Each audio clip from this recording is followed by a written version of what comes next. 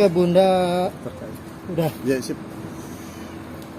Udah, oke Bunda, kemarin Ibtu Rudiana muncul nih di Cirebon dan di situ juga ada Hotman Paris. Terus Ibtu Rudiana mengeluarkan statement bahwa dia berani untuk sumpah pocong nih. Bunda sendiri melihatnya seperti apa nih statement dari Ibtu Rudiana sendiri nih?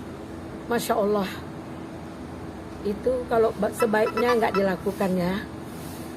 Kita jangan mengharapkan orang percaya dengan kita sehingga kita membuktikan dengan hal yang di luar pada kemampuan kita. Jika ada perkara yang menimpa kita seperti itu, kan kita bisa dapat membuktikan dengan cara-cara lain. Kenapa harus lakukan sumpah pocong? Sekalipun itu bisa dilakukan, upayakanlah untuk tidak melakukan. Karena nggak semua orang tidak percaya dengan Ibtu Rudiana. Nggak semua orang menghujat Ibtu Rudiana. Ada yang punya nalar juga. Ada yang punya pendapat hukum juga. Bahwa Ibtu Rudiana sudah melakukan hal yang sepantas dan sewajarnya. Seandainya kita diganggu anak kita oleh orang lain, kita pasti akan balas pukulan. Ini dibunuh anak kita. Mungkin terjadi penyiksaan, saya rasa itu masih di bawah kewajaran. Jika ada yang dilebihi dari kewajaran rasa kemanusiaan, ya oknumnya beri untuk hukuman agar efek jera, bahwa pihak penyidik tidak seenak-enaknya saja untuk menganiaya saksi atau korban, agar memberikan keterangan dengan paksaan sehingga terjadi hal yang rancu. Nah, ini boleh untuk oknum penyidik yang melakukan penganiayaan, beri tindak tegas. Karena kita negara hukum. Kita dipukul orang, kita laporkan pasal 325, 352, 351, penganiayaan berat, penganiayaan ringan. Kita laporkan, kita dipukul orang. Sementara tempat kita melapor itu adalah pihak polisi memberikan penganiayaan berat. Ini baru diambil tindakan supaya efek jera kepada semua penyidik untuk memaksa korban atau Pelaku kejahatan. Pelaku dalam penganiayaan. Jangan dipaksakan memberi keterangan dalam keadaan intervensi dan penganiayaan. Ini perlu ditindak tegas.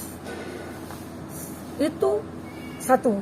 Pihak lagi, tetaplah kepada prinsip yang sudah diputuskan dalam persidangan.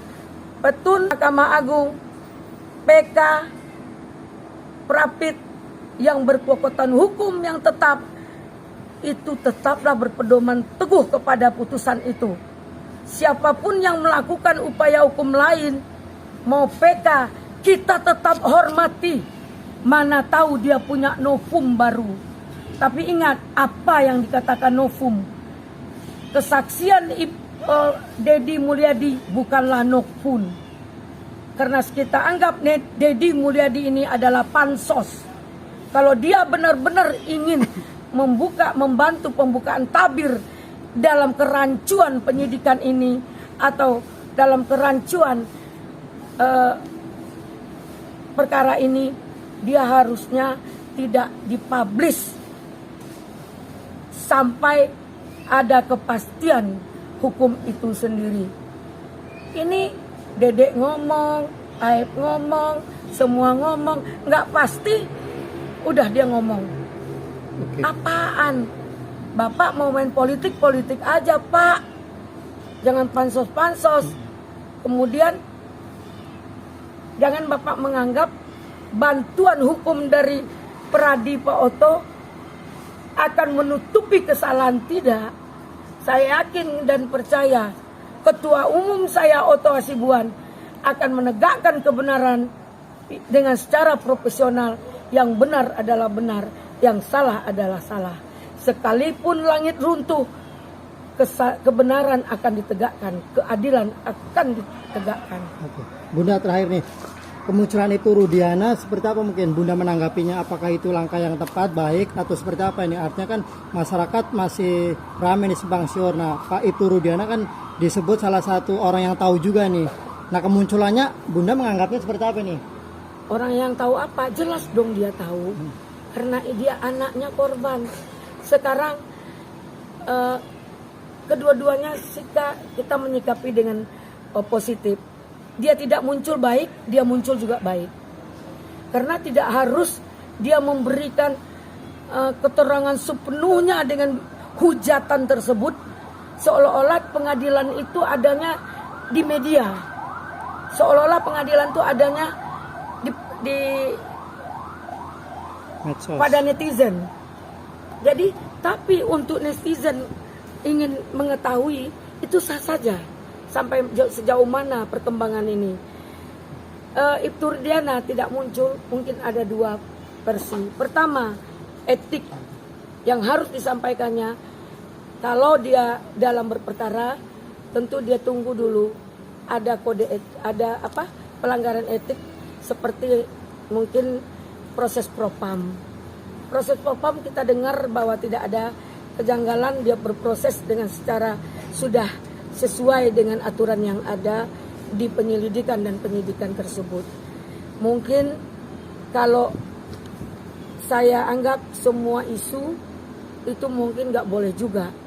Namun ada beberapa statement yang menyatakan bahwa yang meninggal itu bukan anak Ibtu Rudiana. Kita melihat dengan air mata yang luar biasa dia menangis di pusara anaknya. Apa gunanya dia mainkan ini? Nah, satu. Kedua, katanya ada anak bupati, mantan bupati. Kok nggak muncul buktinya? Katanya ada anak dari cucu dari pejabat tinggi Polri. Kok nggak ada hasilnya? Jangan katanya.